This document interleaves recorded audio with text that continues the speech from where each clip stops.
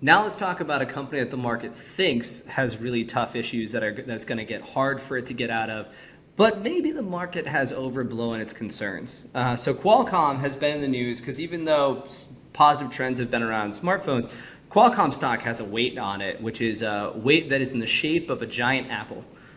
So Apple has been Qualcomm's biggest customer for forever.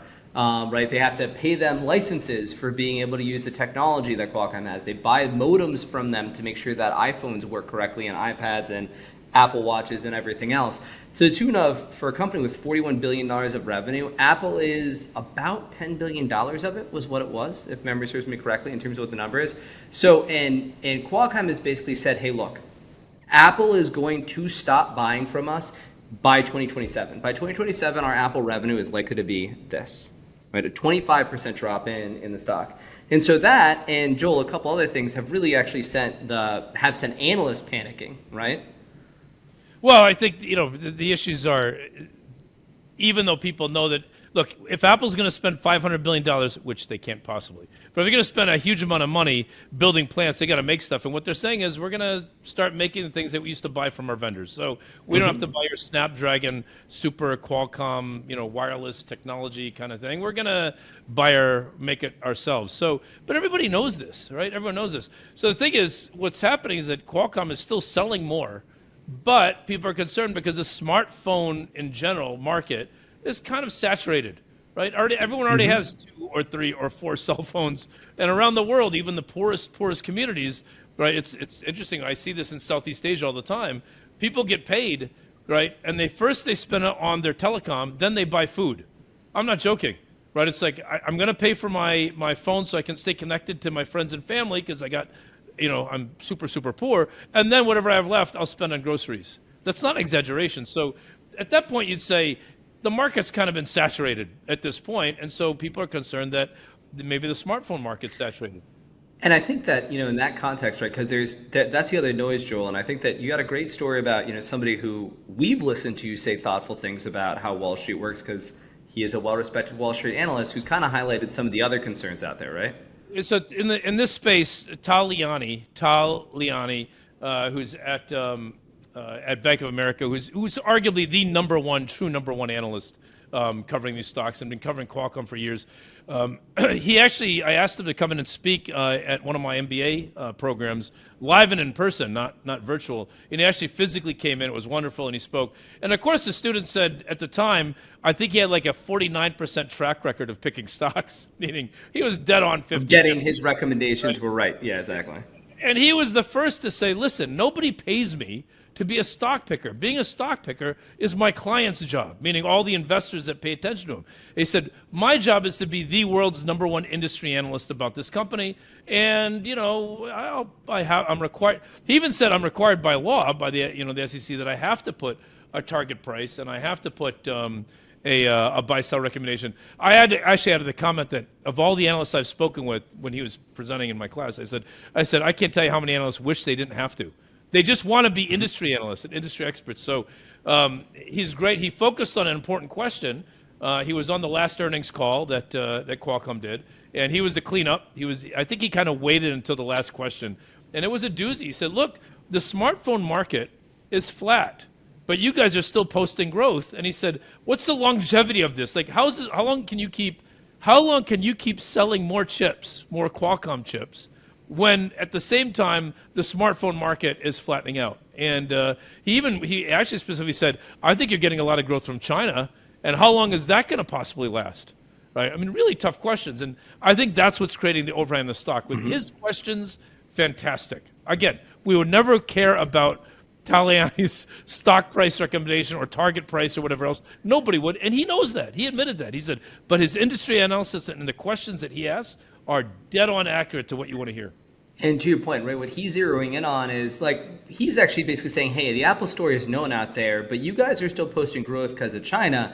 I think that China is going to run out. And if you look at what embedded expectations are, which is that idea that we talked about for Qualcomm, if we step back and we look at Qualcomm, we look through how performance has been, what analysts forecast it's going to be, and then what the market's pricing in. Right, Qualcomm had a couple good years from 2020 to 2021, 2022, where ROA, return on assets, how we look at the total profitability of a business, shot up like a rocket ship. And 23 and 24, things have kind of stagnated. Well, Wall Street analysts, like Tal, right, are basically saying, hey, you're going to have some improvement from those low levels in 25 and 26, but it's not going to be a ton.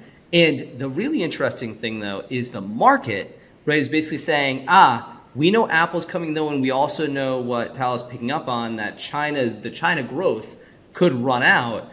And so the market's already pricing return on assets for Qualcomm to roll over pretty significantly and to drop. And this is where the interesting pivot comes, right, Joel, is because everybody's already talking about this idea of, the concern with China. I think you had a really good, soundbite from the actual earnings call in terms of how Qualcomm management probably even knows about the concern in China, right? Yeah, I mean, so Taliani said, can you give me a bit of a China update? And then they proceeded to answer questions and did not answer his question. And then he asked again. This is, by the way, this is the last part. If you can, go on YouTube, whatever. So it's the last part of the earnings call, this hour and a half or whatever else. In the last 5 minutes, he's hitting these hard-hitting questions like, the market of smartphones is flat. You're still growing. How long before you flatten? That's basically what he's asking. And he said, because it seems like you're getting a lot of growth from China. Now, I don't know if anyone knows, but China is in massive deflation, and that's not because of currency mismanagement. They're in massive deflation because supply is outpacing demand, and not just in China, but they're also having a supply issue in terms of overproduction to who China is selling to. Right, and these are Chinese smartphones that are being sold, and even that is experiencing export price deflation. And so he's basically saying, look, at some point, the producers are overproducing. You're selling to the producers. What happens when those producers say, okay, we're going to pull back? Will that not hit you? Now, what Rob and I think is that's already priced in, that this is already being priced in, that the market is not seeing 15, 20% growth that management's communicating. But, oh, by the way, Rob, they then did not answer, and a third time, 3 separate times, Taliani had to say, hey, what about China? And then he said, what about China? And then he asked again, what about China? And finally, the management at Qualcomm said, well, but we also expect there's going to be some subsidies. I was like, so at the very last word of the call, when he's like avoiding the question on China, he still said, but we're hoping that China will subsidize production, right, meaning smartphones and everything else. We'll pay for smartphones to be made that people aren't buying, so that they'll still keep buying more Snapdragons and more Qualcomm chips. So that is an overhang, but we think that's priced in, and that's, Rob, what your point is. And so what's interesting, everybody, is that's what's priced in, right? When we look at these white bars, the white bars are what the market expects, and the market's already expecting returns to fall off because of the quote-unquote equivalent of a patent cliff, if you will, of losing Apple, of a big drop in revenue like a biotech would get, that we're going to see a similar thing that the market's already pricing in here. But what we think the market might be missing, and this might be a catalyst sometime down the road, is when you talk to really smart people in the AI space, like Professor John Sfiocco, who's a friend of Altimetry and owns his own AI consulting firm, deep thinker in terms of the world of generative AI and everything else. What he'll tell you is, in the next few years, inference using ChatGPT or anything else to engage as a consumer is going to happen on the phone. And that's going to mean a lot more demand for complex chips that Qualcomm makes that ended up on the phone. And so when we look at that, we look and we say, you know what, this is clearly something that the market is already negative on the name. That doesn't mean you should buy it now if AI could pick up in the future, but it means at some point Qualcomm is going to pick up. By the way, not dissimilar to how Qualcomm was a straight rocket ship in 1998, 1999, and 2000 in the final part of the dot-com boom.